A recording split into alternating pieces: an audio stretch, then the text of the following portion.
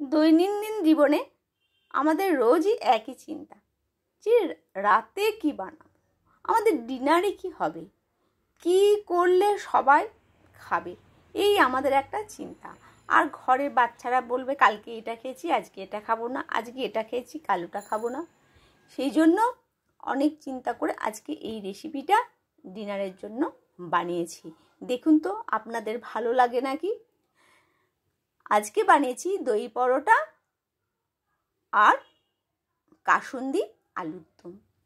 তো দই পরোটা বানানোর জন্য আমি নিয়েছি প্রথমে আটা। আমি কিন্তু আটা দিয়ে বানাবো, আপনারা কিন্তু লোকজন এলে দেখতে ভালো লাগলে কিন্তু এটা ময়দা দিয়ে আপনারা বানাতে পারেন। এবার আমি নিয়েছি দই, একটু নুন আর খাবার সোডা খুব অল্প পরিমাণে দিয়ে আমি খুব ভালো করে এটাকে ফেটিয়ে নেব। সঙ্গে দেব সামান্য পরিমাণে চিনি। খুব ভালো করে ফেটালে পরে একটা না এটা পুরো ভাপ ধরে যাবে। আর আটাটাকে আমি শুধুই নুন দিয়ে মাখিয়ে নেব। আটাটাকে আমি প্রথমে জল দিয়ে কিন্তু মাখাবো না। এই যে দইটা একদম ফেপে যাবে যখন, তখন এই দইটা দিয়ে আটাটা আমি সামান্য নুন দিয়ে রেখেছি, সেই আটার মধ্যে আমি দইটাকে দিয়ে দেব। দিয়ে আটাটা আমি খুব ভালো করে মেখে নেব। আটাটা আমার মাখা হয়ে গেছে। আটার মধ্যে তেল টেল আমি কিচ্ছু দিইনি, নুন দিয়ে আর ওই দইটা দিয়ে আমি জাস্ট মেখেছি। ওপর থেকে সামান্য একটু আমি তেল লাগিয়ে দিলাম। দিয়ে এটা আমি 10 মিনিট মতো ঢাকা দিয়ে সাইডে রেখে দেব। ব্যাস, এবার একটা আমি মশলা বানাবো, যেটা কাসুন্দি আলুর দমের জন্য। তার জন্য নিয়েছি শুকনো লঙ্কা, কাজু, রসুন আর বড় সাইজে 2টো টমেটো। আমি একটা পেস্ট বানিয়ে নেব। দেখুন খুব সুন্দর একটা পেস্ট আমি বানিয়ে নিয়েছি। এবার কড়াই গরম করে সর্ষের তেল দিয়ে দেব। সর্ষের তেলেই এটা আমি দমটা বানাবো। আপনারা সাদা তেল দিয়েও বানাতে পারেন। তেলটাকে, কড়াইটা গরম হলে তেলটাকে কড়াইয়ে গাড়ে পুরো চারিদিকে লাগিয়ে দেব। যখন তেলটা আমার গরম হয়ে আসবে দিয়ে দেব জিরে। জিরেটাকে আমি হালকা করে ভেজে নেব। দেওয়ার পরেই আমি দিয়ে দেব একদম সরু করে কেটে রাখা পেঁয়াজ কুচি।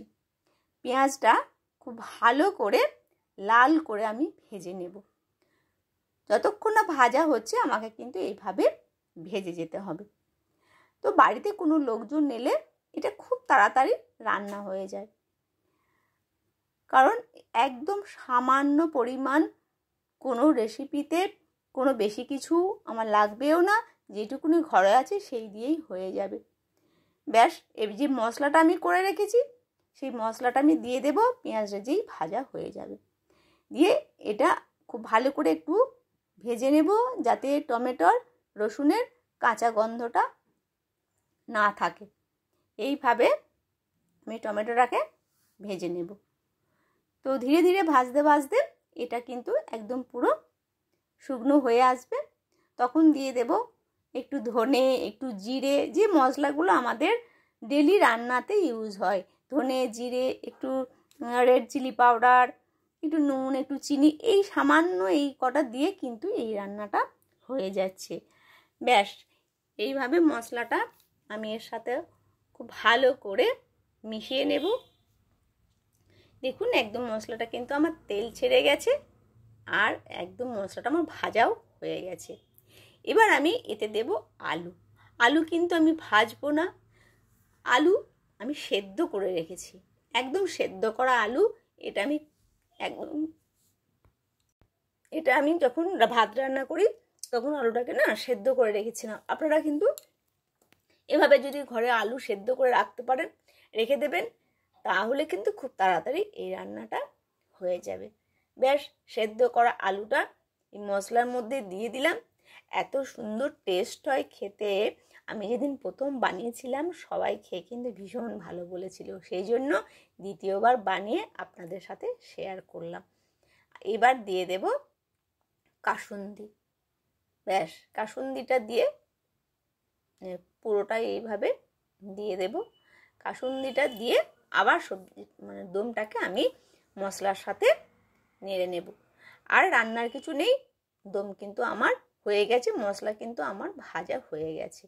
এবার যাতে আমি মশলাটা করেছিলাম মিক্সির পাত্রটা, ওটা ধুয়ে সামান্য আমি জল দিয়ে দেব। আর কিন্তু বেশি জল এতে আমি দেব না, এটা একদম একটু শুকনো শুকনো হবে। তো সুন্দর খেতে হয়। আলু আমি ভাজবো না, কিছু না, সেদ্ধ আলু। আলুটা হয়তো আপনার ভাতের সঙ্গে সেদ্ধ করেছিলেন, কিছু পোড়া আছে, সঙ্গে সঙ্গে এই মশলাটা একটু বানালেন, ব্যাস, দিয়ে আলুর দমটা করে নিলেন। এত ভালো আর চটজলদি রান্না হয়ে যায়, ভীষণ খেতে ভালো লাগে। আর বেশিক্ষণ টাইম আমাদের এই গরমে দিতেও ইচ্ছে করে না, সেই জন্য এই রকম রান্না রাতে করলে আমাদের খুব সহজেই হয়ে যায়। ব্যাস, অল্প জল দিয়ে দিলাম, রান্না কিন্তু আমার শেষ। এবার ওপর থেকে কিছু কাঁচা লঙ্কা কুচি দিয়ে দেব। ব্যাস, ঝোলটা আমার ফুটে গেছে একটু, আর হয়ে গেছে আমার। নুনটা আপনারা অবশ্যই দেখে দেবেন, আমার আলু সেদ্ধ নুন ছিল, সেই জন্য আমি নুনটা খুব বেশি পরিমাণে দিইনি। এখন দেখলাম একটু সামান্য নুন লাগবে, সেই জন্য নুনটা আমি দিয়ে দিলাম। ব্যাস, আর কিচ্ছু এতে লাগবে না। এইভাবে নেড়েচেড়ে আমি কিন্তু নামিয়ে দেব। এবার আমি বানিয়ে নেব পরোটাটা এবার আমি গোল গোল করে লেচি করে নেব।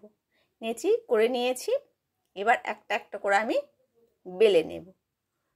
ব্যাস, বেলাও আমার হয়ে গেছে। এইভাবে একটু মোটা মোটা রাখতে হবে।